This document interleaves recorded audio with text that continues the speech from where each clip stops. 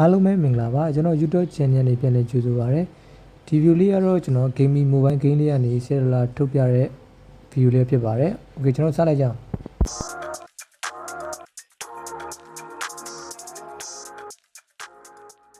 ဒီမှာမိတ်ဆွေများမြင်တဲ့အတိုင်းပဲကျွန်တော် cellular ပြည့်ပြီဖြစ်တဲ့အတွက်ကြောင့်ကျွန်တော် withdraw လေးကိုကျွန်တော်နှိပ်လိုက်မယ်ဗျ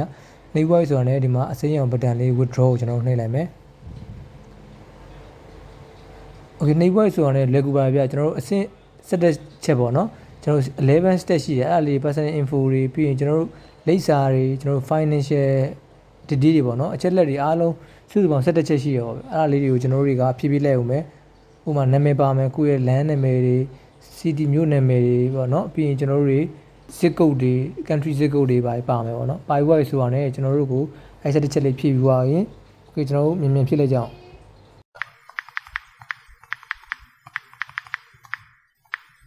အချက်ဆက်တစ်ချက်လုံးကျွန်တော်ဖြည့်ပြီးသွားရင်ဆိုရင်အောက်ဆုံးဆွဲချလိုက်ရင်ဒီမှာ IT clear ဆိုတာလေးပေါ့နော်ဒီအမှန်ချစ်လေးပေါ့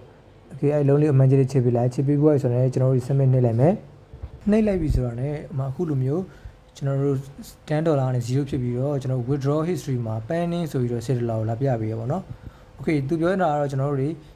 တရက်ကနေ9ရက် working day ပေါ့နော်တရက်9ရက်အတွင်းကြာနိုင်တယ်ဆိုပေမဲ့ကျွန်တော်ဒီညနေရထုတ်ပြီးတော့ကျွန်တော်ည7:00နာရီလောက်ဝန်းကျင်လောက်မှာပေါ့နော်ကျွန်တော်တို့ပေးရနေပြီးတော့ payment ပို့တော့ကျွန်တော်တွေ့ရတယ်